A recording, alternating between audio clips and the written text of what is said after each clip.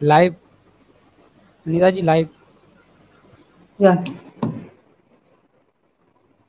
नमस्कार, मैं अनिता चौधरी और केशव संवाद की इस वेबिनार श्रृंखला में आप सभी का स्वागत है। आज का जो विषय है वो बेहद आज के लिहाज से अगर देखें, देश की अर्थव्यवस्था के लिहाज से देखें, सामाजिक गठजोड़ के लिहाज से देखें और करप्शन को कहीं ना कहीं मिनिमाइज करने के लिहाज से देखें, तो ये मुद्दा डिस्कशन के लिए बेहद जरूरी है। क्योंकि हम हमेशा ही सुनते हैं एक राष्ट्र एक ध्वज, एक राष्ट्र एक निशान, एक राष्ट्र एक पहचान, तो एक राष्ट्र एक चुनाव क्यों नहीं? One nation one election. हालांकि ये कोई नया मुद्दा नहीं है और ऐसा भी नहीं है कि इस देश में लोकसभा और विधानसभा के चुनाव एक साथ हुए ही नहीं। अगर हम देखें आंकड़ों को देखें और इतिहास को देखें तो 1952, 1957, 1962, 1967 में लोकसभा और विधानसभा चुनाव एक साथ हो चुके हैं और ये सक्सेसफुल चुनाव भी माना गया। ऐसा नहीं कि इस चुनाव में किसी जब लोकसभा विधानसभा के चुनाव एक साथ हुए तो किसी तरह की विवाद हुई या अड़चन हुआ या कुछ इस तरह की चीजें हुई। लेकिन 1968-69 में जब कुछ राज्यों में किसी वजह से विधानसभा को ग्रहण करना पड़ा, उनका अलग से चुनाव होना शुरू हुआ, तो न जाने उसके बाद क्यों ये परंपरा सी बन गई और हम जहनी तौर पर, दिमागी तौर पर इस बात को अपने अंदर बैठा लिए कि नहीं, चुनाव विधानसभा के और लोकसभा के अलग अलग होने चाहिए। उसके बाद कई संविधान में अमेंडमेंट भी हुए जिसमें राज्यों को अलग अलग दर्जा दिया गया, राज्यों की अपनी जरूरतें महसूस हुई और उस लिहाज से अगर देखें तो ये परंपरा जो है एक अस्थायी रूप धारण कर चुका है आज की डेट में। जैसा माना जाता है कि हाँ, विधानसभा का चुनाव अलग होगा और केंद्र का जो चुनाव है वो अलग होगा। और इस केंद्र और राज्य के चुनावों के बीच में अगर हम देखें तो पूरे साल हम चुनावी मोड में रहते हैं। हर दूसरे महीने, तीसरे महीने कहीं ना कहीं चुनाव होता रहता है और उसके लिए होता तो वो राज्य का चुनाव है, लेकिन कहीं ना कहीं जो केंद्र के जो तंत्र हैं उसमें जरूर उपयोग किए जाते हैं, पैसे खर्च किए जाते हैं। जो केंद्रीय पार्टियां हैं वो ही इसमें पार्टिसिपेट करती हैं और विकास के कार्य में कहीं ना कहीं इसको लेकर के रुकावट आती है। अगर हम देखें फायदे के लिहाज से कि अगर एक देश एक चुनाव होता है, वन नेशन वन इलेक्शन के मोड में अगर हम जाते हैं तो क्या कुछ रहेगा हमारे लिए। जो खर्चे हैं वो बहुत कम हो जाएंगे, क्योंकि आप राज्यों के लिए अलग खर्चा करते हैं, केंद्र के लिए अलग खर्चा करते हैं, लोकसभा का चुनाव अलग होता है, विधानसभा का चुनाव अलग होता है। लेकिन अगर ये एक साथ होता है तो वोटर मन बनाते हुए जाता है, वो देखता है कि हाँ, हमारा राज्य, अगर मैं महाराष्ट्र से हूँ तो मेरे राज्य का जो शासनकाल रहा वो कितना फायदेमंद रहा और कितना नुकसानदेह रहा मेरे लिए, मेरे अनुरूप रहा कि नहीं रहा, और केंद्र अपने पैमाने पे कितना खड़ा उतरा इन 5 सालों में। तो जनता को भी ये जज करने का बहुत अच्छा मौका मिलेगा कि 5 साल जो होता है वो देखेंगे कि हाँ, जो जो जो इन्होंने वादे किए 5 साल के लिए उनको पूरा किया कि नहीं किया, जो इनकी तरफ से आश्वासन दिए गए थे, पॉलिसीज लाई गई थी, आखिर वो किस हद तक आगे चला है। लेकिन इलेक्शन बोर्ड में रहने की वजह से हम इन विकास के कार्यों की चर्चा बहुत कम कर पाते हैं। हम कहीं ना कहीं राजनीतिक मुद्दों पे अटक कर रह जाते हैं। क्या क्या जो फायदे हैं उसको अगर देखें, सबसे पहले हम आर्थिक लिहाज से देखें तो हम देखते हैं कि 1951-52 में जब लोकसभा का चुनाव हुआ था, जिसमें कि 53 जो राजनीतिक पार्टियां हैं वो पार्टिसिपेट की थी और तकरीबन 11 करोड़ रुपए का खर्च आया था। लेकिन यही 17वीं लोकसभा में ये खर्च कितना चला गया? इसमें तकरीबन 610 राजनीतिक दल जो हैं वो पार्टिसिपेट किए थे और इसका खर्चा अगर हम देखें तो किसी ना किसी लिहाज से, हालांकि बहुत खुल के जो राजनीतिक पार्टियां हैं अपने खर्चे का ब्यौरा अभी तक नहीं दी हैं, लेकिन वो 60,000 करोड़ से भी ज्यादा का खर्चा हुआ। अब तक का सबसे महंगा चुनाव माना जाता है। इस बीच में विधानसभा के चुनाव होते रहे हैं और इन खर्चों पे अगर हम राज्यवार जाएं तो कहीं ना कहीं ये बहुत ज्यादा खर्चा है, जो कि देश के आर्थिक विकास, सामाजिक विकास में इसका संतुलन बनाया जा सकता था, इसकी उपयोगिता हो सकती थी। हमारे साथ दो बेहद ही जानकार जो मेहमान है वो जुड़े हुए हैं और उनका परिचय करवाने के लिए मैं प्रकाश जी को इस मंच पे आमंत्रित करती हूँ कि वो हमारे मेहमानों का परिचय करवाते हुए दर्शकों के साथ इस कार्यक्रम को आगे बढ़ाएं। जी धन्यवाद अनीता जी। सभी को मेरा प्रणाम। सबसे पहले मैं परिचय कराना चाहूंगा हमारे आज के कार्यक्रम के मुख्य अतिथि डॉक्टर रजत कुमार सर का। आप भारतीय प्रशासनिक सेवा IAS के उच्च अधिकारी हैं। आपने IIT बनारस से इंजीनियरिंग तथा विश्व प्रसिद्ध हार्वर्ड यूनिवर्सिटी से मास्टर्स किया है। हाल तक तेलंगाना राज्य के चीफ इलेक्टोरल ऑफिसर थे। वर्तमान में आप तेलंगाना सरकार में विशिष्ट मुख्य सचिव का कार्यभार संभाल रहे हैं। आपका बहुत बहुत स्वागत सर। आगे बढ़ते हुए हमारे आज के मुख्य वक्ता श्री नवीन सिन्हा सर।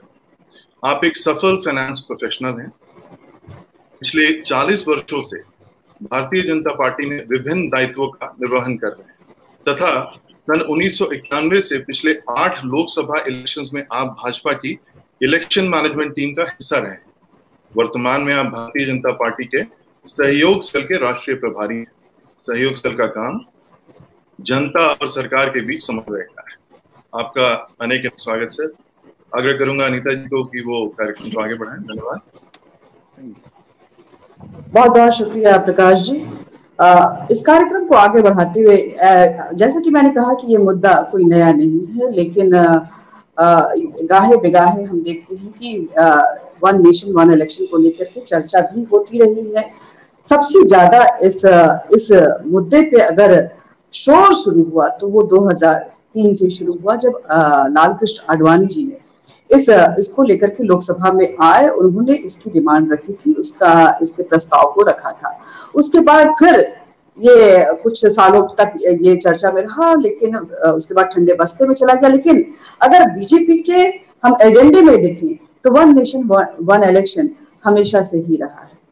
2000 ये बात कर रही हूँ 24 जून या 26 जून 2019 की बात है, जब प्रधानमंत्री नरेंद्र मोदी ने एक सर्वदलीय बैठक बुलाई थी और उसमें इस मुद्दे को फिर से उठाया था कि हमें देश के विकास और अर्थव्यवस्था को देखते हुए वन नेशन वन इलेक्शन यानी कि एक देश एक चुनाव में जाना चाहिए। सबसे पहले मैं अपने मुख्य वक्ता नवीन सर को इस मंच पे बुलाना चाहूंगी और उनसे जानना चाहूंगी कि हम बातें तो बहुत करते हैं, आप बीजेपी से जुड़े हुए हैं, बीजेपी के मुख्य एजेंडे में भी है, लेकिन क्या वजह है कि ये one nation one election implement नहीं हो पाता है? बस चुनावी मुद्दा होके रह जाता है, ये चर्चा का विषय बस रह जाता है, चुनावी मुद्दा भी नहीं रहता है। जी सर। धन्यवाद अनीता जी। मैं एक दो लाइन जोड़ना चाहूंगा जो परिचय दिया। माफ कीजिएगा सर, माफ कीजिएगा, ये मेरे से गलती हो गई। मैं आपको क्षमा चाहूंगी, लेकिन मैं आप हमारे मुख्य अतिथि हैं। मेरा आपसे यही आग्रह रहेगा कि आप पूरे कार्यक्रम का समअप करें और लोगों को बताएं, क्योंकि आप इस इलेक्शन सिस्टम से जुड़े रहे हैं, इसलिए सब आखिरी में बोले तो शायद ज्यादा इम्पैक्टफुल होगा, सबको सुने और बाद में अपने एक्सपर्ट एंड नोशन कमेंट के साथ इस कार्यक्रम को समअप करें। मैं डॉक्टर रजत कुमार जी को आमंत्रित करना चाहूंगी, बहुत बहुत माफी के साथ कि परिचय में थोड़ी गलती हो गई, लेकिन ठीक है, चलता है। तो रजत सर, आपका बहुत बहुत स्वागत है। आप बीजेपी के सेल से जुड़े हुए हैं, सहयोग सेल से जुड़े हुए हैं, बीजेपी का ये मुख्य एजेंडा रहा है और बीजेपी हमेशा इस मुद्दे को उठाती ही रही। नहीं अनीता जी, अनीता जी आपने इंट्रोडक्शन शुरुआत में सही दिया था, let it continue. Naveen sir. Okay, Naveen ji ही बात करेंगे पहले, वही बीजेपी से काफी जुड़े हुए भी है और तो शायद मुझे कहीं कंफ्यूजन है। हाँ सर प्लीज। Sorry sir.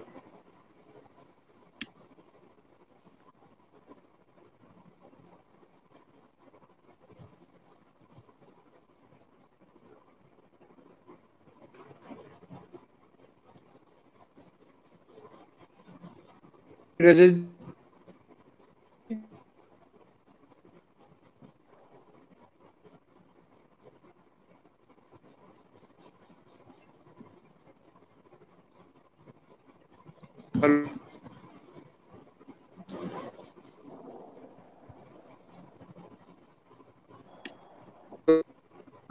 शायद कुछ तकनीकी खराबी की वजह से उनकी आवाज नहीं आ रही है, कुछ टेक्निकल इश्यूज है। नवीन सर, आपको मेरी आवाज आ रही है? मुझे बोलना है? जी नवीन सर, हाँ, अब आपको आवाज आ रही है? जी आ रही। प्लीज आप कंटिन्यू कीजिए सर, और मेरी त्रुटियों के लिए मुझे माफ जरूर कीजिए। ओके, नहीं त्रुटियां कुछ नहीं है, वेबिनार है तो वेबिनार में ऐसी चीजें मिक्सअप, बायोडाटा, इंट्रोडक्शन, ये परेशानियां हो मुझे जाती हैं। लगता है और जो शुरू देख में रहे तो मैंने सही बोला था। वो सब उस चीज को समझते हैं। हाँ, शुरू सही बोला था आपने, कोई बात नहीं। आपने हमें मैं इसको आप सबका धन्यवाद करता हूँ, और खास करके प्रकाश जी का इस कार्यक्रम में मुझे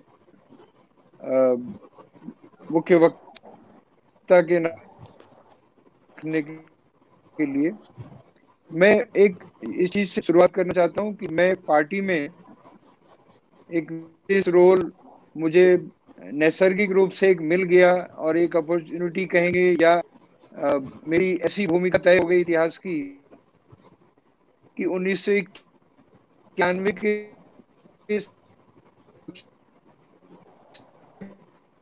लोकसभा चुनाव जो भाजपा का तब की ऐलान है, जो मेरी लाइफ में और मेरे जो पॉलिटिकल करियर में किसी के भी हो सकता है भाजपा के, कि मैं मेरे पास ही ऐसा है जो मैं लगातार 91 से लेके और अभी तक इस और उन्हें देश की चीजों को समझने, करने, एक्शन पूरा इस पे जब हम इलेक्शन में उसको बोलते हैं तो हम पूरे रूम में, पूरे रूम कर रहे होते हैं अपने। सर आपके थोड़े से नेटवर्क में इश्यू आ रहा है शायद। वो आवाज आपकी बहुत क्लियर नहीं आ पा रही है, क्षमा करेंगे इंटरवेंशन के लिए।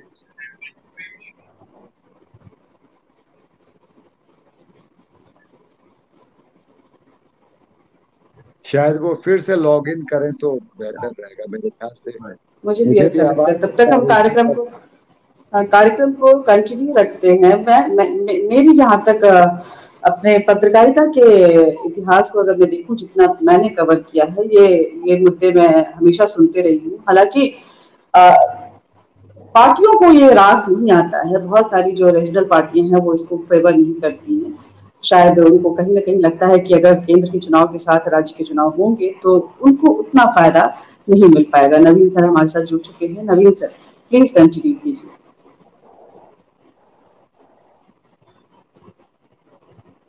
8 लोकसभाओं में भाजपा जैसी जो पार्टी जो उस समय 80-70 सीटों से लेकर आज 305 सीट पे पहुंची है, उसके 8 लोकसभा चुनाव का इलेक्शन मैनेजमेंट की टीम में रहने का अनुभव आया। तो जैसा आप इतिहास के नाते बता चुकी हैं, इस वन नेशन वन इलेक्शन के लिए मैं उसका राजनीतिक परिदृश्य बताना चाहूंगा। लेट आते आते कांग्रेस का 1/3 विभाजन हो गया था। 1/3 विभाजन की गांधी की सरकार, कांग्रेस माइनॉरिटी में आ गई। फिर छोटी छोटी पार्टियों के सपोर्ट से वो सरकार माइनॉरिटी होते हुए भी फिर थोड़े दिन चली, और फिर जब किन्हीं कारणों से स्टेट्स में भी कांग्रेस का डिवीजन हुआ, तो वहां कांग्रेस की सरकारें गिरी 3-4 राज्यों में, और वहां 6-6 महीने के लिए सरकारें बनी। उसमें से एक सरकार बिहार में जो बनी थी 6 महीने के लिए 69-71 में, उसमें मेरे थे। तो वो जो चुनाव वहां भी 6 महीने की छोटी सी सरकार बनी। उसके बाद कांग्रेस सबसे बड़ी पार्टी थी, और वो अपना, जब वो अपोजिशन की आदत नहीं थी, और हेलो, अब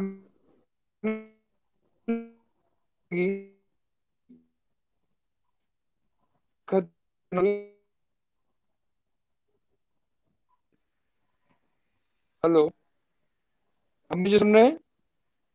हाँ, आप कंटिन्यू कीजिए सर, नेटवर्क आवाज इशू आ है रही है? थोड़ी सी, अभी आ रही है। हाँ, तो 71 की लोकसभा चुनाव में पहली बार शायद कांग्रेस 1/3 हो गई थी, 1/3 उसमें से कांग्रेस चुकी थी, तो पूरे देश विधानसभा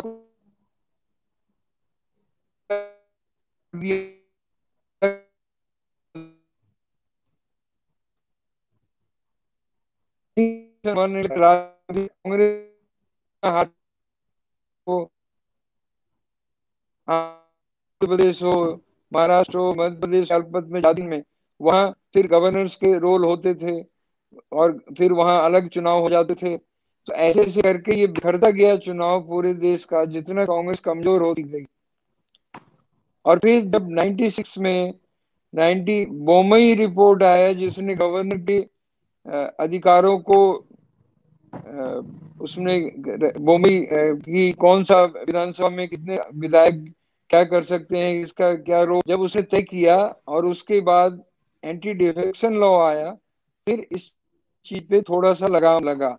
हाँ, अब यह है कि अगर मध्य प्रदेश विधानसभा के चुनाव 2008 में हुए हैं तो फिर 2012 में ही हुए हैं, बीच में नहीं हो पाए। तो मध्यावधि चुनाव का दौर तो खत्म हो गया अभी 2008 से।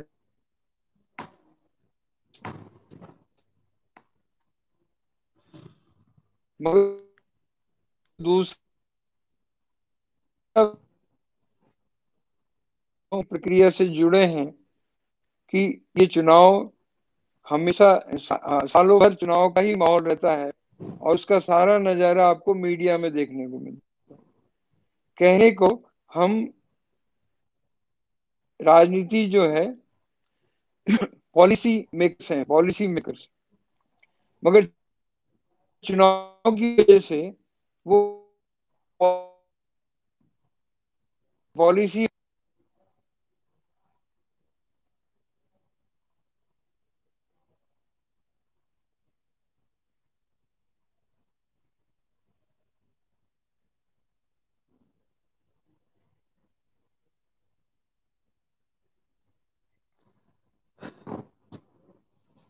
डिजिटल एंड टेक्नोलॉजी के जमाने में ये थोड़ी थोड़ी चीजें जो है वो होती रहती हैं।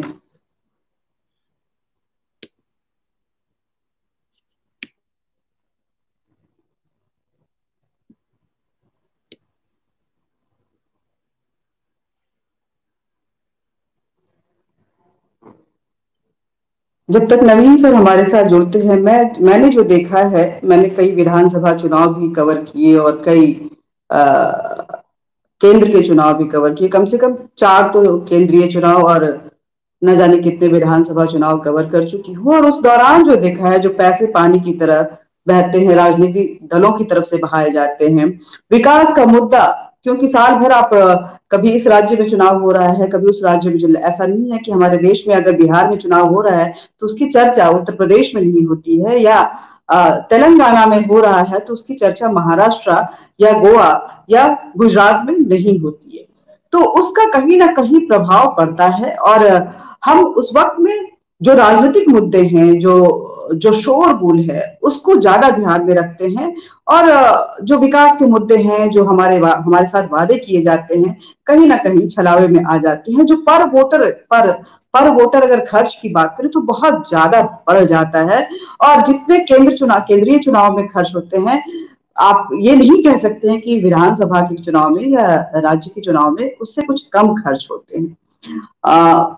इसको लेकर के क्या है कि अगर 5 साल में चुनाव होता है तो कहीं ना कहीं इसमें हितधारक यानी कि जो वोटर्स है उनका बहुत फायदा रहेगा। वो राजनीतिक दलों को ठीक से पहचान सकेंगे, वो निर्वाचन आयोग और अर्धसैनिक बलों का जो तंत्र वहां पे लगता है, उसके जो खर्च आते हैं उसमें कहीं ना कहीं एक बार का खर्च आएगा तो कटौती होगी, जो कि देश के अन्य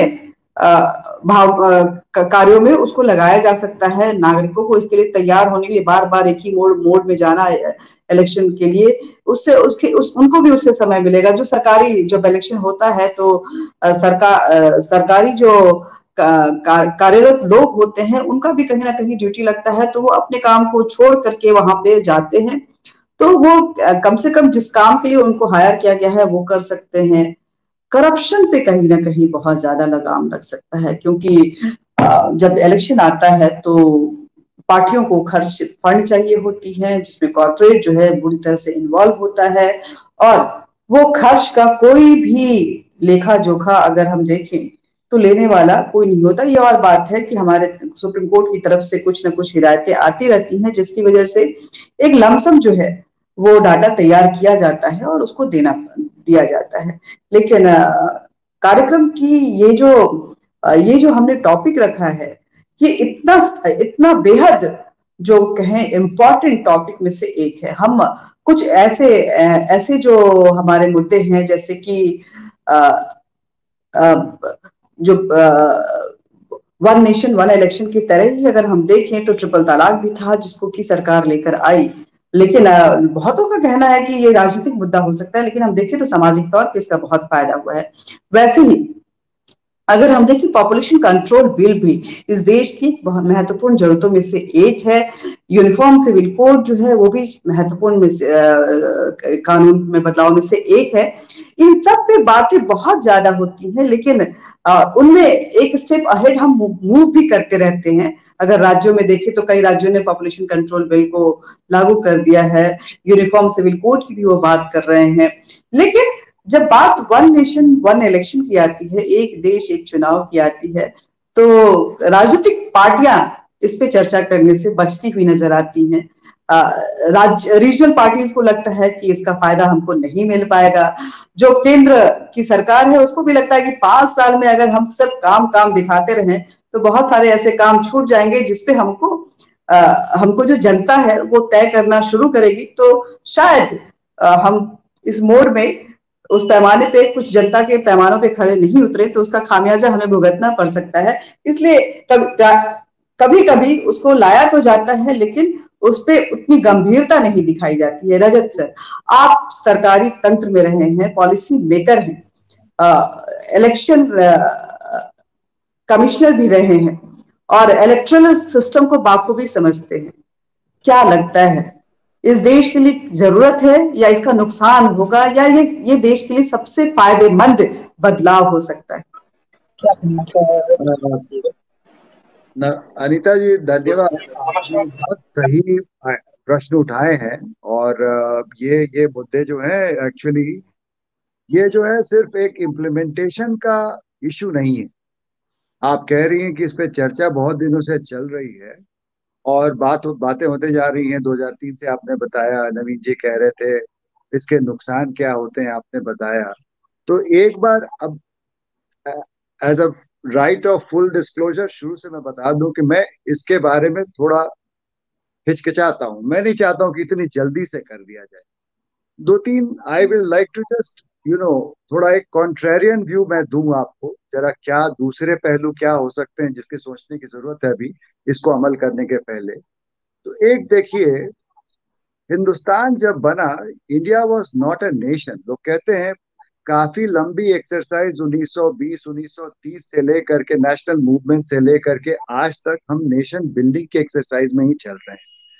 सो इसमें क्या है कि अगर हम एक क्या कहें, अगर फेडरल स्ट्रक्चर को एक तरह से अगर इवन इफ नॉट एक सच्चे मायने में नहीं, लेकिन अगर परसेप्चुअल मामले में भी अगर हम फेडरल स्ट्रक्चर को चैलेंज करते हैं तो इसके कॉन्सिक्वेंसेस क्या होंगे।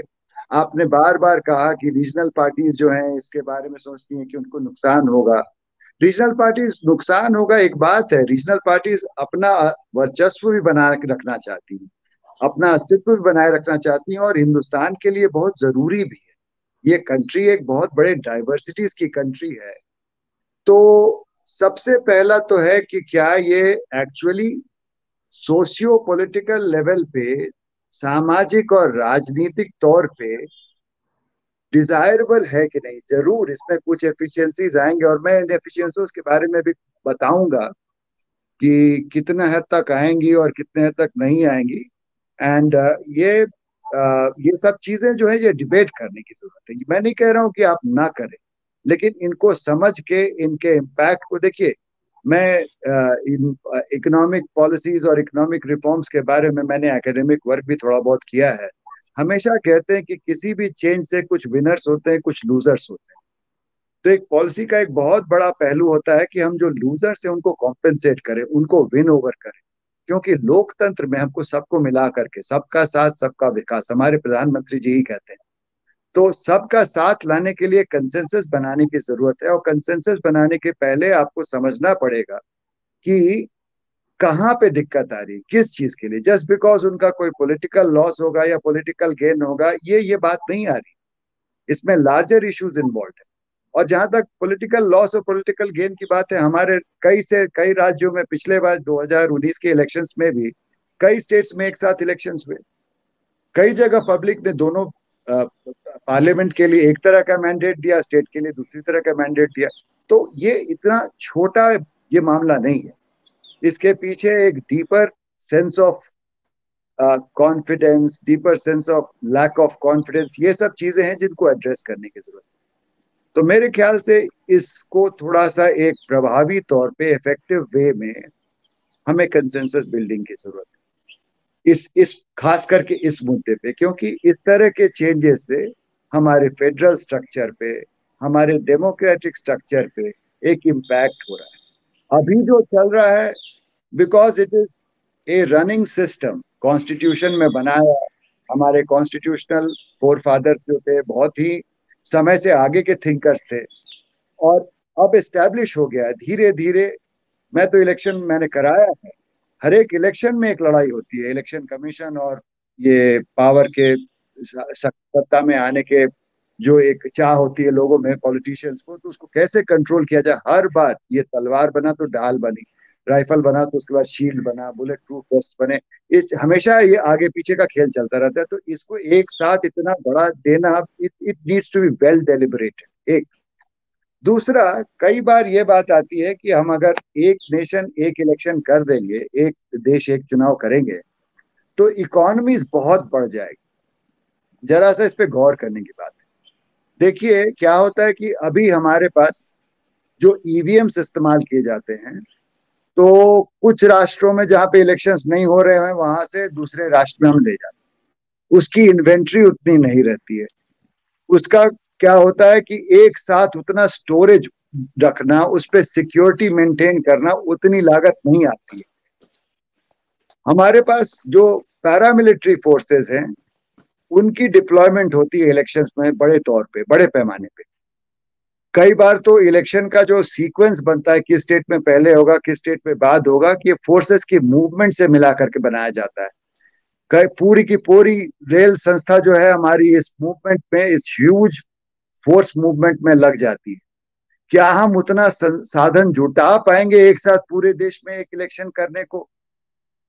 अगर अच्छा भी है तो इसको बहुत अच्छे तौर से समझ करके, प्लान करके, कितने फेजेस लगेंगे। आजकल आप देखिए, पिछली बार बिहार में इलेक्शन हुए तो मेरे ख्याल से, मुझे ठीक से याद नहीं है, लेकिन आठ फेजेस में हुए। वेस्ट बंगाल में तो 8 फेजेस में हुए शायद, जहां तक मुझे याद है। तो आप देखिए अब देश में कितने फेजेस में आप कीजिएगा, कितने दिन तक इलेक्शन चलता रहेगा? क्या आप 2 महीने में, 3 महीने में, 5 महीने में इलेक्शन कराएंगे? और एक साथ अगर पूरे देश में काम हो रहा है तो उतने दिन तक मॉडल कोड लागू रहेगा, उतने दिन तक काम ठप रहेगा।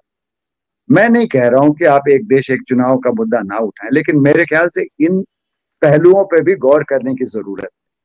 तो आई थिंक जरा इस पे एक कंसेंसस बनाने की जरूरत है। और इसके बारे में एक पॉलिटिकल पुश आया है, आई वेलकम, ये बहुत अच्छी बात है। एक्चुअली इस तरह के डिबेट एनीवे हमारे देश में होने चाहिए। और इसके अलावा और भी जो डेमोक्रेसी के इश्यूज हैं, जैसे यूज ऑफ मनी पावर पे, तो वो मेरे ख्याल से एक देश एक चुनाव में मुझे ठीक से समझ में नहीं आया। मैं जरूर आपसे फिर से पूछना चाहूंगा, आप पत्रकार हैं, वरिष्ठ पत्रकार हैं, आपने बहुत जगह के इलेक्शंस देखे होंगे।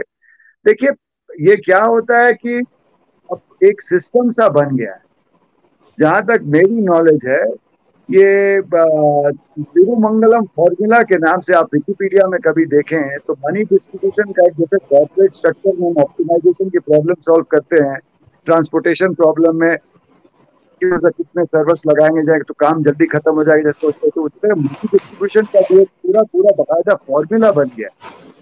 ये जो लड़ाई है ये सत्ता की लड़ाई। पुराने जमाने में आपने तेलंगाना का जिक्र किया, औरंगजेब की फौज आई, यहाँ पे कुतुबशाही डायनेस्टी का 9 महीने तक उन्होंने घेराव किया, उसके बाद यहाँ से कोई एक आदमी खोल दिया किसी ने, उसके बाद ये किला गिर गया। तो उसी तरह से इलेक्शन की लड़ाई होती है। इसको ओवर सिंप्लीफाई करना मेरे ख्याल से थोड़ा सा डेंजरस है। One nation one election is a very attractive slogan.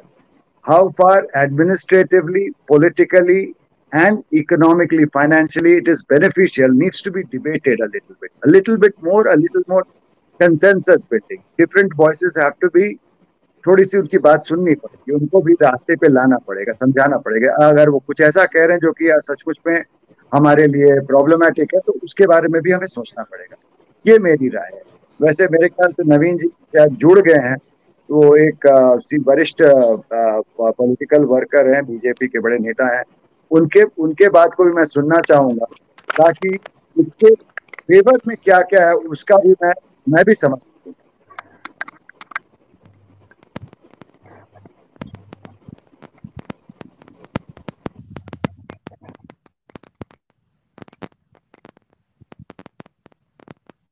या आप कुछ कहना चाहेंगे अनीता जी तो आप ही कह सकती हैं। मुझे एक साथ 25 मिनट का समय दिया जाता बोलने के लिए, मैं करने वाला आदमी अगर बोल नहीं पाता हूँ एक साथ, आप 20 मिनट में अगर रिएक्ट करें तो बेहतर रहेगा। नहीं, आपने जो बोला उसके बहुत सारे मुद्दों से मैं सहमत हूँ कि एक कंसेंसस जो सहमति है सभी लोगों के बीच में वो बननी चाहिए, डिबेट होना चाहिए। लेकिन जितना मैंने देखा कि अगर one nation one election mode में हम अगर भविष्य में अगर ऐसा होता है, एक हाइपोथेटिकल बात मैं कर रही हूँ जो कि बहुत ही मुश्किल मुझे लगता है कि हमारे देश में बहुत सारे देश ऐसा चाहते हैं कि उनके यहाँ एक ही कई उनके यहाँ जो प्रोविंसेस हैं सारी चीजें हैं, लेकिन उनके यहाँ इलेक्शन एक ही होता है उन प्रोविंसेस के काउंटिंग को लेकर के, उसके बाद सेंट्रल जो फॉर्मेशन है उसकी तरफ वो आगे बढ़ते हैं। हमारे देश में अलग अलग राज्यों में, इतना बड़ा देश है, अलग अलग राज्यों में अलग अलग चुनाव। आपने बोला कि कितने दिनों तक हम जाएंगे, हम तो सालों भर चुनाव में रहते हैं, हम साल भर चुनाव में हैं। अभी एक राज्य का चुनाव खत्म नहीं होता है कि 3 महीने बाद दूसरे राज्य के चुनाव के लिए 6 महीने बाद की चर्चा शुरू हो जाती है, तैयारियां शुरू हो जाती हैं, और उसकी 6-7 महीने बाद जो है वो फोर्सेस के भी डिप्लॉयमेंट और जो ट्रांसफर पोस्टिंग है वो भी शुरू हो जाता है। ईवीएम की बात रही, ईवीएम को कैसे मैनेज किया जाएगा, बहुत बार हमने डिबेट किया इस पे, बहुत बार डिबेट इन द सेंस कि हम ऑफ रिकॉर्ड बैठ के पॉलिटिशियन से भी बात किए, कई ब्यूरोक्रेट से भी बात की। तो जहां तक हम लोगों को समझ में आया कि ईवीएम को भी अगर ईवीएम हमने इजराइल को कभी देते हैं बनाने के लिए, कभी पुणे की किसी कंपनी को देते हैं, हम ईवीएम को अगर हम जाते हैं, ये हाइपोथेटिकल बात है, मैं फिर बोल रही हूँ, अगर हम जाते हैं तो ईवीएम को रीस्ट्रक्चर करें और उसमें बटन्स को राज्य के लिए अलग और केंद्र के लिए अलग, जिस राज्य में हो रहा है वहां की जनता जो है अपने राज्य के, महाराष्ट्र के राज्य की जनता को 2 बटन दबाना है, एक केंद्र के लिए, एक उसको महाराष्ट्र के लिए, अपने राज्य सरकार के लिए। तो क्या हमारी तकनीक जब इतना ज्यादा हम तकनीकी तौर पे आगे बढ़ चुके हैं, हालांकि तकनीकी में हमेशा गड़बड़ियां होती हैं जैसे कि आज हो रही है, और इसीलिए बेचारी ईवीएम भी हमेशा बदनाम हो जाती है, लेकिन अगर हम चाहें तो क्या हम नहीं कर सकते हैं, मैं फिर पूछ रही हूँ, आप ज्यादा मेरे से बेहतर ईवीएम को समझते होंगे। आपने अच्छा हुआ, आपने थोड़ा सा मैं जो बोल रहा था उसको आपने किस तरह से समझा और क्या आपके मन में सवाल उठते हैं, मैं जवाब दूंगा। पहला एक छोटा सा ये करेक्शन है, ईवीएम हम हमेशा अपने देश में ही बनाते हैं। ईवीएम 2 कंपनीज बनाती हैं, एक ECIL हैदराबाद में है और एक BEL बेंगलोर में है। ये दोनों डिफेंस की कंपनीज हैं, डिफेंस की इक्विपमेंट बनाती हैं, सेंसिटिव डिफेंस इक्विपमेंट बनाती हैं, और सारा काम यही होता है बिकॉज काफी सिक्योरिटी का मामला है, इसमें किसी भी दूसरे देश को हम नहीं देते हैं। और आप कह रही ईवीएम में टेक्निकल त्रुटियां आती रहती हैं, त्रुटियां आएंगी जरूर। Human errors are more than the mechanical errors. इस ईवीएम को ईवीएम में त्रुटियों की बात है, मैं आज की त्रुटियों की बात, इसीलिए आज त्रुटियां हो रही हैं तो टेक्नोलॉजी के लिहाज से ईवीएम भी बेचारी बदनाम हो जाती है, मैं ये बोल रही हूँ। नहीं, आप ठीक कह रही हैं, और ये हो जाता है। नहीं, मेरा मुद्दा ये था कि टेक्निकली ईवीएम से 2 इलेक्शन कराने में दिक्कत शायद नहीं आएगी। और ईवीएम क्या है, दो उसमें हमारे ये रहेंगे, बीयूज रहेंगे, कंट्रोल यूनिट्स 2 रहेंगे, और बैलेट यूनिट जितने भी रहे तो वो तो लगा करके हम कर सकते हैं, that's not an issue. Of course अगर आप जानती हैं कि स्टेट के इलेक्शंस में ज्यादा कैंडिडेट्स रहते हैं पार्लियामेंट्री में, तो एक साथ वो सब लगाना, लेकिन वो सब हम कर ही रहे हैं। कई स्टेट्स में इस बार हुआ है एक साथ 2 पार्लियामेंट और स्टेट के असेंबली के इलेक्शंस, तो कई राष्ट्रों में इस बार 2019 के इलेक्शन में भी हुए, कहीं से कोई दिक्कत नहीं आई। हुआ, जनता ने भी अपनी मैंडेट खुल के दी है। कई जगह एक पार्टी को सेंटर के लिए चुना है, स्टेट की पार्टी को अलग से चुना है, कई जगह काफी अलग ढंग से भी किया है इन्होंने, तो ऐसी कोई बात नहीं है। लेकिन मैं कह रहा था कि एक साथ हमें उतने ईवीएम्स को स्टोर करना पड़ेगा, एक साथ हमें बना करके उतने ईवीएम्स रखने पड़ेंगे, हमेशा स्पेयर्स भी उतने ही हिसाब से रखने पड़ेंगे। ये एक लॉजिस्टिक का प्रॉब्लम है, और मैं नहीं कह रहा हूं कि ये सॉल्व नहीं किया जा सकता है, लेकिन इस पे काफी खर्च होगा और काफी प्रिपरेशन करने की जरूरत होगी। ईवीएम्स आपको शायद मालूम ही होगा, आप जानती हैं, आपने देखा है कई चुनाव काफी सिक्योर कंडीशंस में रखे जाते हैं। 3 कॉर्डन्स दिए जाते हैं उसके अराउंड। एक रहता है सबसे इनर कॉर्डन जो रहता है वो सीआरपीएफ का रहता है, उसके बाद स्टेट पुलिस का रहता है, उसके बाद बाहर में जो जनरल पब्लिक रहती है या पार्टी वाले रहते हैं वो भी एक कॉर्डन प्रोवाइड करते हैं। डिफरेंट डिस्टेंसेस प्रिस्क्राइब किए जाते हैं। तो उतने सारे ईवीएम्स को हमेशा स्टोर करके रखना अच्छा। इलेक्शन के वोटिंग पे चैलेंजेस आते हैं, पोल्ड ईवीएम्स को रखा जाता है जब तक कि केस डिस्पोज नहीं हो जाए। तो एक साथ इतने जगह कराने के लिए हमें ईवीएम्स की इन्वेंट्री काफी बढ़ानी पड़ेगी, और उतने सारे ईवीएम्स हमारे पास फिलहाल नहीं है। उनको बनाना और उतना स्टोर करना और उनके लिए उतना ही रिप्लेसमेंट हर इलेक्शन के टाइम पे बनाना, एक money saving is often said as one of the big reasons कि हम क्यों एक देश एक चुनाव करने जा रहे हैं, one nation one election. So money saving may not be. We would like to see what is the costing. एक बार मैं देखना चाहूंगा कि क्या कॉस्टिंग की जाती। फोर्सेस जो मूव करते हैं, फोर्सेस की मूवमेंट जो है वो एक ही टाइम पे हो जाएगी, लेकिन उतने ज्यादा पैरामिलिट्री फोर्सेस आपको रखने पड़ेंगे, उतने ज्यादा रेलवे की इन्वेंट्री रखने, अलग अलग इलेक्शन करने के अपने भी इकोनॉमीज होते हैं। ये मैं खाली कहना चाहता, not that it is not doable. तो वो थोड़ा सा एक बार कितना जो हम एकदम तुरंत मान लेते हैं कि एक चुनाव होगा तो एक साथ सब जगह खर्च हो जाएगा, कम हो जाएगा, आधा हो जाएगा, ऐसी बात नहीं है। खर्च हमेशा, एक्चुअली आपको मालूम होगा कि जो गवर्नमेंट की फंडिंग होती है, इलेक्शन का जो बजट आता है, वो हर एक जगह 50%। इस बार हमने स्टेट के इलेक्शन अलग कराए, पार्लियामेंट्री इलेक्शन अलग कराए। पहले हमारे इसके पहले तेलंगाना में, आंध्र प्रदेश में हमेशा साथ साथ होते थे। तो लगभग 50% बजट जो आता है स्टेट के इलेक्शन के लिए आता है, 50% बजट जो है वो पार्लियामेंट्री इलेक्शंस के लिए आता है। इस बार दोनों हमें 2 बार अलग अलग मिला, नहीं तो पहले के इलेक्शंस में वही हमें एक साथ मिल जाता था इलेक्शन कमीशन को। तो इकोनॉमीज ऑफ स्केल जो है, या economies of having one nation one election, ये जरा गौर फरमाने की बात है। इतना जल्दी ये एस्टैब्लिश्ड इशू नहीं है, इसमें कई सारे मुद्दे हैं जिसपे थोड़ा सा और सोचने और समझने की जरूरत है, ऑप्टिमाइजेशन की जरूरत है। System as it exist will not lead to a lot of economies is my submission. That's one point. और ऑफ कोर्स ये तो है ही कि फेडरल स्ट्रक्चर क्या है, इसके बारे में क्या एप्रीहेंशंस हैं। हो सकता है कि बहुत सारे एप्रीहेंशंस मिसप्लेस्ड हों, आई एम नॉट सेइंग, मैं यहाँ पे मतलब इस पे ये कोई एक फाइनल अथॉरिटी के तौर पे नहीं बोल रहा हूँ कि एप्रीहेंशंस गलत है या सही है, लेकिन एप्रीहेंशंस हैं। आपने ही बताया एप्रीहेंशंस हैं, इसीलिए बार बार ये बात होती रहती है और होता नहीं है। तो इन एप्रीहेंशंस को दूर करने की जिम्मेवारी भी हमारे पॉलिटिकल लीडरशिप पे है। आज हमारे देश में बहुत स्ट्रांग लीडरशिप है और जरूर इस काम को अच्छी बखूबी निभाया जा सकता है, लेकिन जस्ट बिकॉज इसमें ऑपोजिशन है और इसको जल्दी से किसी तरह से कर दिया जाए तो इसके नुकसान ज्यादा होंगे। मेरी सबमिशन ये मैं कहना चाह रहा था। फिलहाल तो इतना ही कुछ। नवीन सर प्लीज कंटिन्यू कीजिए। मैं बोल सकता हूँ? जी सर।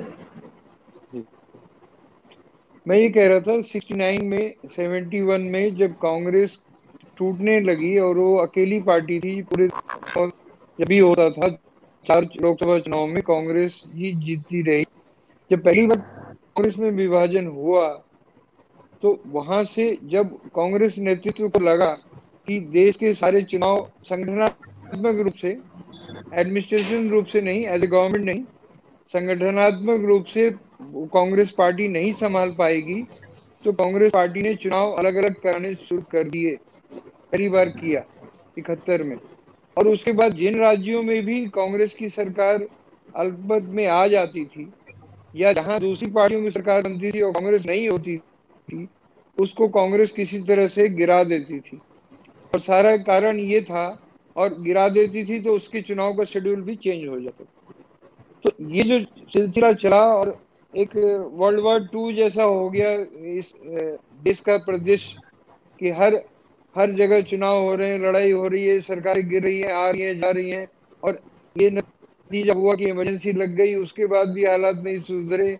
फिर एक पार्टी आई, फिर वो चली गई, फिर दूसरे पार्टियां आई। तो ये सारा माहौल केवल इसका था कि कांग्रेस पार्टी कमजोर होती चली गई, और उसके बाद और ये चुनाव भी बिखरते चले गए।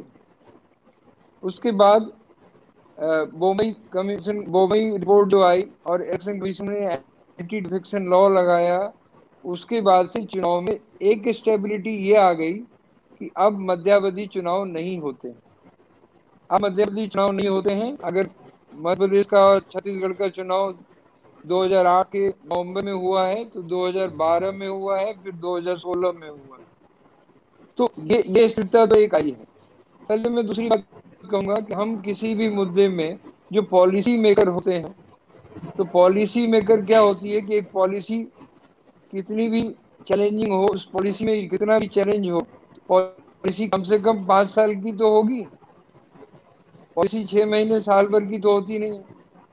तो हमारा परिदृश्य जो राजनीतिक बदल गया है, जो पॉलिसी मेकर हैं, जो राजनीति के लोग हैं, वो हर हफ्ते कुछ ना कुछ बोलते हैं। हर हफ्ते क्या, हर घंटे कुछ बोलते हैं। तो परिदृश्य इतना बदल गया है, जबकि पॉलिसी मेकिंग में आपका पार्लियामेंट का सेशन देखें आप, बजट सेशन, मध्यावधि सेशन, और सारा जो उसका सिस्टम है वो अकाउंट फॉर कर लेता है कि समाज में कोई परिवर्तन आ रहा है तो वो वहां एड्रेस हो जाएगा। मगर हमने जो देखा और जो रोज देखते हैं और व्यथित होते हैं कि टीवी चैनलों का ही काम बढ़ रहा है और पार्लियामेंट का काम कम होता जा रहा है, बिकॉज ऑफ चुनाव की वजह से। रोज हर मुद्दे पे डिस्कशन हो रहा है। अब अरे कांग्रेस की सरकार बनेगी या बीजेपी की बनेगी, काम तो दोनों देश के लिए करने वाले हैं। तो उसको गिराओ, उसको हटाओ, अरे देश को तो आगे बढ़ाओ, देश का काम होना चाहिए। हम ये मान लेते हैं कि दूसरी सरकार तो बिल्कुल विदेशी है और जो हमारी पार्टी है वो ही देशी है, और वो गलत है और मैं बिल्कुल सही हूँ। आप मुझे बताइए, मैं एक पर्सपेक्टिव बता रहा हूँ। 27 साल तक वेस्ट बंगाल में कहने को कम्युनिस्ट पार्टी की गवर्नमेंट थी। कम्युनिस्ट पार्टी, हमारा डिस्कशन कितना होता है इस पे गौर दे रहा हूँ। अब वो 27 साल तक कम्युनिस्ट पार्टी की गवर्नमेंट थी, और उड़ीसा में नवीन पटनायक जी की गवर्नमेंट है, कहीं लालू जी की गवर्नमेंट थी। अब विचारधाराओं को ले तो वो कम्युनिस्ट पार्टी की गवर्नमेंट थी 27 साल से, तो वो तो चुनाव तक था। जब वो कम्युनिस्ट पार्टी की सरकार बन गई तो उसने ऐसा क्या किया जो कम्युनिस्ट था? जब विधानसभा के अंदर चले जाते हैं चुने हुए नेता, तो न वहां कम्युनिस्ट रहते हैं, न सोशलिस्ट रहते हैं, न वो कैपिटलिस्ट होते हैं। वो शासन के और नियमों को बनाने वाले ही होते हैं, और जो संविधान है उसी के अंदर काम करते हैं। तो हम कहेंगे वो कम्युनिस्ट सरकार थी, ये भाजपा सरकार थी, ये कांग्रेस सरकार थी, ये समाजवादी सरकार थी। सारे वाद चुनाव तक ही रहते, चुनाव के बाद अंदर जाने पे कोई वाद विवाद हो ही नहीं सकता जहां तक गवर्नेंस का विषय। मैं दूसरी बात पे आता हूँ कि जो लोग परसेप्शन है कि अरे ये कैसे होगा, ये गलती हो जाएगी, बहुत दिक्कत होगी, तो इसमें कोई दिक्कत नहीं।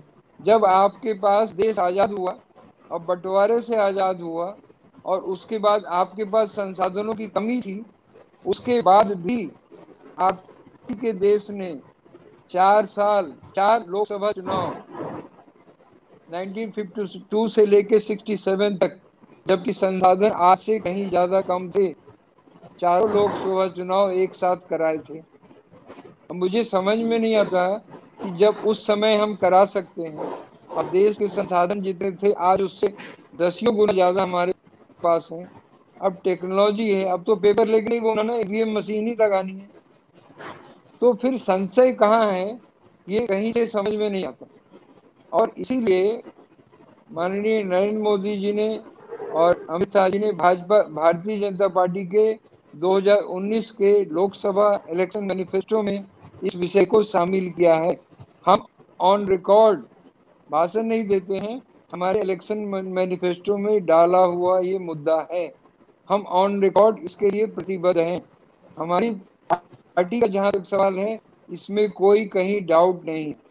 अब हुआ ये कि हम उन चर्चाओं में जाना चाहते थे 2019 से लोकसभा चुनाव जीतने के साल भर के बाद, मगर साल भर के बाद जो ये एपिडेमिक का परिदृश्य हुआ, हम उन डिस्कशन में नहीं जा पाए।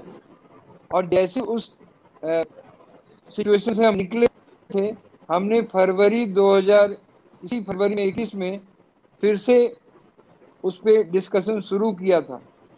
और डिस्कशन चर्चाओं का हमारा सिलसिला शुरू हुआ था। फिर मार्च अप्रैल में फिर कोरोना का एक लहर आया, अब वो चर्चाएं फिर दब गई। मगर जो देश हित में है, हम उसके लिए प्रतिबद्ध हैं, ऑन रिकॉर्ड हैं। और जैसे ही हालात सुधरेंगे, हम सबको, अगर वो कंसेंसस की बात आप करना चाहते हैं तो ठीक है, सुनने में अच्छा लगता है करने। जब पता लग गया कि जरूरी है और सबसे अच्छा है, तो उसमें इतना डिस्कशन क्यों होगा।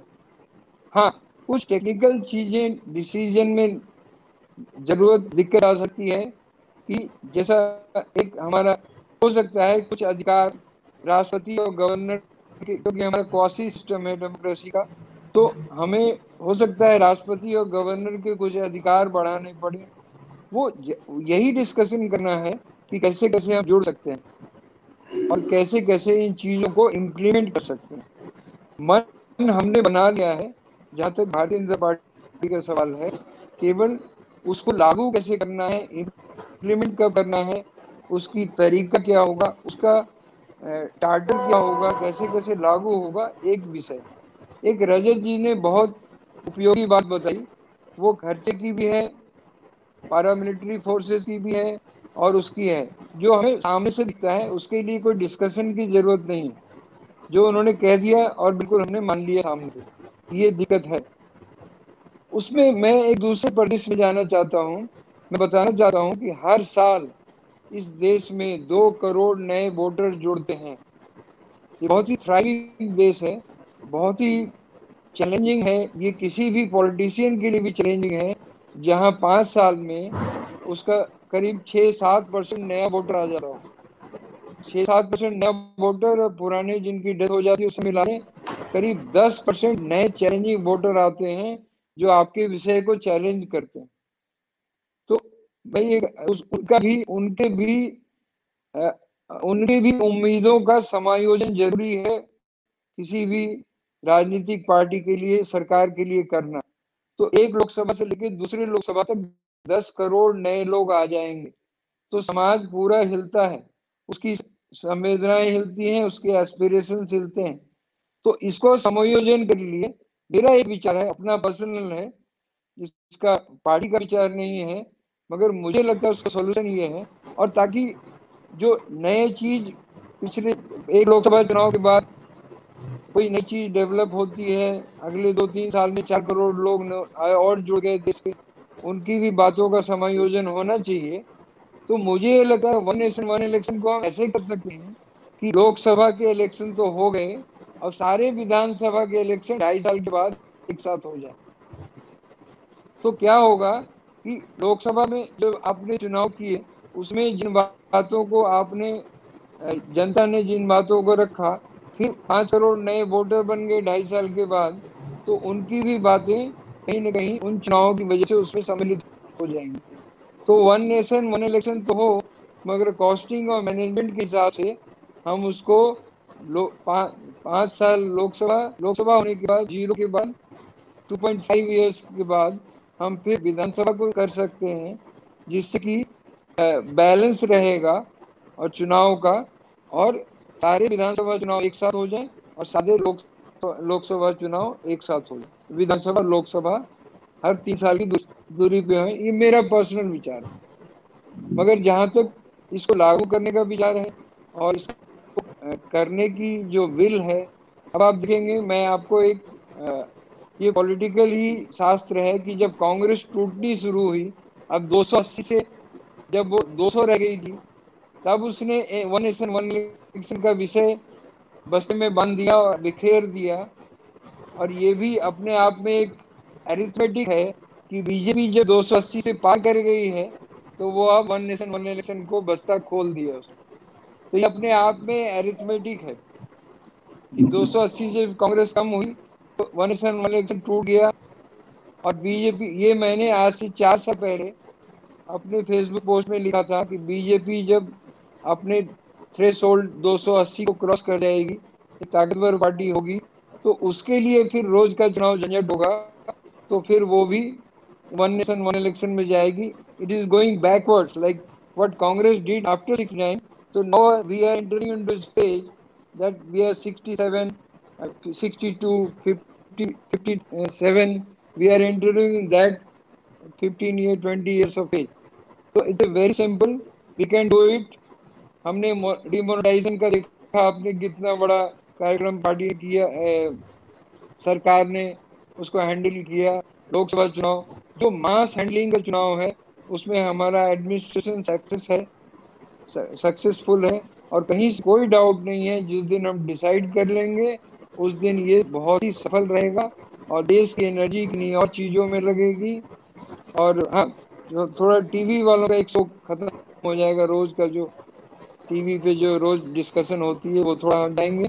हम रोज की बहस से फिर नीति की तरफ बढ़ेंगे। और नीति आयोग ने भी एक रिपोर्ट बनाई है पिछले कुछ 1-2 सालों में पहले कि इसका कैसे समायोजन हो सकता है। तो अब हम नीति धारक होंगे, अभी हम वैरियर की तरह रोज तलवार लिए लड़ते रहते। तो नीति निर्धारण का जो हमारा सबसे बड़ा, हमको नीति के मोड में जाना है, पॉलिसी मोड में जाना है अगर पॉलिटिशियन को, तो वन नेशन वन इलेक्शन जरूरी है। अगर उसी पॉलिटिशियन को रोज चुनाव में जाना होगा तो वो नीति निर्धारक नहीं हो सकता, वो तलवार धारक होगा, युद्ध धारक होगा, शस्त्र धारक होगा, रोज लड़ेगा भिड़ेगा कि उसको जीता। धन्यवाद। बहुत बहुत धन्यवाद नवीन सर। रजत सर, आपको क्या लगता है कि नीतियों के लिहाज से जरूरी है, होना चाहिए, या जो एक ऑप्शन दिया गया है नवीन सर के तरफ से कि विधानसभा के चुनाव एक साथ हो जाएं और केंद्र के चुनाव जो है वो एक अपना तो होता ही है, वो 5 साल के बाद विधानसभा के चुनाव को एक बार एक ट्रायल माध्यम से करवाना चाहिए क्या? ये उनका सुझाव जो है, इसको मेन स्ट्रीम में लाना चाहिए डिबेट के। ये बहुत अच्छा सुझाव है। प्रैक्टिकली बहुत सारे problems at multiple levels, execution, implementation, financing, political apprehensions, ये सारी चीजें यहाँ से शुरुआत हो सकती है डिबेट की। यहाँ से कंसेंसस बिल्डिंग शुरू किया जा सकता है। एक अच्छा सुझाव है, इसको लाना चाहिए, इसको मुख्य धारा में लाना चाहिए। मेरे ख्याल से बहुत अच्छा सुझाव है नवीन जी का। और दूसरा जो कह रहे हैं आप पॉलिसी का, तो देखिए क्या है कि अब ऐसा तो नहीं है कि हर साल सरकार गिर रही है, वो समय खत्म हो। भारत में एक आया राम गया राम का जमाना था और अब नहीं। सो ये जो एंटी डिफेक्शन बिल है, उसके अलावा थोड़ी सी पॉलिटिकल कंसोलिडेशन हुई है, थोड़ी सी मैच्योरिटी आई है हमारे डेमोक्रेसी में, तो अब वो सरकारें गिरती नहीं हैं। मेरे ख्याल से अभी भी पॉलिसी का 5 साल का जो पीरियड रहता है वो लगभग मिल ही जाता है। मैंडेट अगर कमजोर नहीं रहे तो सरकार संभाल लेती है। माइनॉरिटी सरकार भी 5-5 साल करके गई, अच्छा किया खराब किया ये तो हम लिखने वाले बताएंगे, लेकिन जहां तक स्टेबिलिटी का सवाल है वो रहता है आजकल के जमाने में। इसलिए that in my think it may not be such a major, अगर वो भी देखिए सरकार अगर गिरने वाली है, अगर political majority of the government in the house अगर लॉस्ट हो गई, तो क्या आप किसी तरह से उसको बनाए रखिएगा? क्या कीजिएगा? गवर्नर को पावर दीजिएगा या राष्ट्रपति को पावर दीजिएगा? फिर उसके बाद आपकी जो ये डिसिडेंट वॉइसेस हैं, इसको कंट्रोल करना बहुत मुश्किल हो जाए। एक तरह से ये जो लोकतंत्र हमारे देश में है, ये multi party first past the system, first past the post system जो हमारे यहाँ पे है, ये एक देश के लिए बहुत बड़ा एक क्या कहते हैं, जोड़ने वाली एक शक्ति। Diversities are accommodated even in this imperfection is a glue for our democracy. So, but having said that, मैंने कहा, but I think ये जो आप कह रहे हैं साहब कि एक बार हम पार्लियामेंट का रखेंगे, एक बार इसका रखेंगे, इस पे दोनों साइड्स की व्यू जो है का एक अच्छा सा कवरेज हो जाता है। Advantages of one nation one poll as well as the concerns of कि भाई इससे क्या खराबी होगी, दोनों एड्रेस हो जाते हैं। तो इस विचार को आप अपने फेसबुक पे सिर्फ नहीं पोस्ट करें नवीन जी, आप इसको कृपया लिखें और इस माध्यम से, केशव संवाद के माध्यम से भी नेशनल मेनस्ट्रीम में लाने की कोशिश करें। अच्छा सुझाव है। बहुत बहुत धन्यवाद रजत सर, बहुत बहुत धन्यवाद नवीन सर। बहुत बातें जो चर्चा से खुलकर सामने में आती हैं, वो कहीं ना कहीं आप लोगों के माध्यम से जनता के बीच में जो उनके अंदर एक हलचल मची रहती है, एक सवाल उठते रहते हैं, उसको कुछ हद तक शांत करने में सफल होती है। मैं इस कार्यक्रम के समापन की तरफ बढ़ रही हूँ और एक जो रिपोर्ट्स हैं, कुछ रिपोर्ट्स, उनको समाप्त करते हुए हम धन्यवाद ज्ञापन के साथ और कल्याण मंत्र के साथ इस कार्यक्रम का समापन करेंगे। 1998 में विधि आयोग ने 170 पन्नों की एक रिपोर्ट लोकसभा में पेश की थी, जिसमें उन्होंने वन नेशन वन इलेक्शन का समर्थन किया था। चुनाव सुधारों पर विधि आयोग की इस रिपोर्ट को देश में राजनीतिक प्रणाली के कामकाज पर तब तक के सबसे व्यापक दस्तावेजों में से एक माना गया था और इस रिपोर्ट को पूरा अध्ययन करने के लिए केंद्र के ऊपर छोड़ दिया गया था, फैसला केंद्र को लेना था। राजनीतिक व चुनावी सुधारों से संबंधित इस रिपोर्ट में दलीय सुधारों की बात भी कही गई थी, यानी कि राजनीतिक पार्टियां, उनको भी अपने आचरण और अपना आकलन जो है करना चाहिए और सुधार लाते हुए देश हित में, देश और जनता के हित में उनको काम करना चाहिए और इसके लिए उनको खुलकर सामने आना चाहिए। इस रिपोर्ट में ऐसी बात कही गई थी। राजनीतिक दलों के कोष, चंदा एकत्रित करने के तरीके, उसमें से जो भी अनियमितता थी तथा इन सब का राजनीतिक प्रक्रियाओं पर क्या प्रभाव पड़ता है और किस तरह से इसको रेक्टिफाई किया जा सकता है, इस रिपोर्ट में कहा गया था। अगर हम देखें तो इसी रिपोर्ट को ध्यान में रखते हुए सुप्रीम कोर्ट में एक लंबे समय तक केस लड़ी गई, जिसमें कि नोटा का ऑप्शन सामने आया। बहुत सारे उसमें बातें कही गई थी। मैं खुद उस सुप्रीम कोर्ट में जब ये नोटा को लेकर के फैसला आया था तो इस कवरेज पे थी और ये केस बहुत लंबा चला था। हालांकि जो रिजल्ट सुप्रीम कोर्ट से जो जिस फैसले की उम्मीद थी वो नहीं आ पाया था, लेकिन नोटा देते हुए सुप्रीम कोर्ट ने एक ऑप्शन दिया कि अगर आपको कोई राजनीतिक पार्टी नहीं पसंद है तो आपके पास ऑप्शन है कि हम ये अपने आप को कंसोल करने के लिए कि हम वोटिंग राइट का तो इस्तेमाल करें, लेकिन हमें इसमें से कोई भी पार्टी नहीं चाहिए, वो भी हम अपने मत के जरिए बताएं जरूर। ईवीएम भी उसी का एक परिणाम था। लेकिन इन सब के बावजूद नोटा का अगर हम देखें तो इम्पैक्ट बहुत ज्यादा नहीं।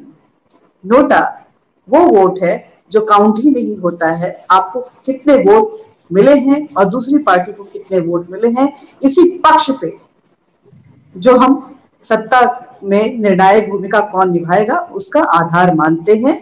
नोटा अपनी भावनाओं को तो व्यक्त करके आता है, लेकिन उसका सत्ता में कितनी सहभागिता है उस पे कहीं भी संरक्षण नहीं मिल पाता है। इसी के साथ मैं इस कार्यक्रम के समापन की तरफ बढ़ी। मैं धन्यवाद देती हूँ नवीन सर को, जो इतने व्यस्त समय से उन्होंने फुर्सत निकाला और इतनी सारी बातें बताई, इतने अच्छे ऑप्शंस भी दिए कि आप अगर वन नेशन वन इलेक्शन में जाना चाहते हैं और एक साथ नहीं कर सकते हैं तो आपके पास एक ऐसा ऑप्शन भी है जिसपे आप सोच सकते हैं। रजत सर, आपका बहुत बहुत धन्यवाद। पॉलिसी मेकर हैं आप, इलेक्शन सिस्टम को समझते हैं आप व्यस्त हैं।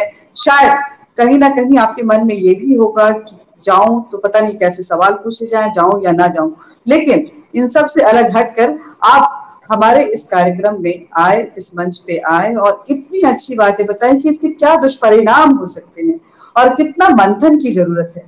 इस चिंतन के बिना अगर हम हड़बड़ा के या एक डिसीजन बस मुझे लेना है इसको सोचते हुए अगर लेके आए तो कहीं ना कहीं इसका इम्पैक्ट जो है वो बैकफायर कर सकता है, वो हमारे लिए नुकसानदेह हो सकता है। इसको आपने जिस तरह से खुल के बताया उसके लिए मैं आपका धन्यवाद करती हूँ। प्रकाश जी, आपका भी मैं धन्यवाद करती हूँ कि इस इतनी अच्छे कार्यक्रम को आपने, इस अहम मुद्दे को इस कार्यक्रम के माध्यम से उठाया। ये सोच आपकी थी, ये मुद्दा जिसको लेकर के आप चर्चा बहुत दिनों से करना चाहते थे, बार बार इसका जिक्र कर रहे थे, तो इसके लिए मैं आपको धन्यवाद देती हूँ, क्योंकि देश की जनता को भी ये जानना जरूरी है कि हम वन नेशन वन इलेक्शन, एक देश एक चुनाव की बात तो करते हैं, लेकिन उसके फायदे और नुकसान कितने हैं इसको भी हमें जानना बेहद जरूरी है। मैं धन्यवाद करती हूँ अपने सभी दर्शकों का जो इस अहम मुद्दे के साथ जुड़कर इस कार्यक्रम में हमारे साथ जुड़े रहे। मैं धन्यवाद करती हूँ अपने टेक्निकल टीम का, दिनेश जी का, वीरेंद्र जी का, धीरज भाई का, जो इतने स्मूथ तरीके से टेक्नोलॉजी के जरिए हम सबको एक साथ बांधे रखा उन्होंने और इस कार्यक्रम को इतने स्मूथ तरीके से चलाया उन्होंने। इसके साथ ही विश्व कल्याण के भाव के साथ मैं कल्याण मंत्र के साथ इस कार्यक्रम का समापन करती हूँ। ओम सर्वे भवन्तु सुखिनः, सर्वे सन्तु निरामया, सर्वे भद्राणि पश्यन्तु, मा कश्चित् दुःखभाग् भवेत्। ओम शांति शांति शांति।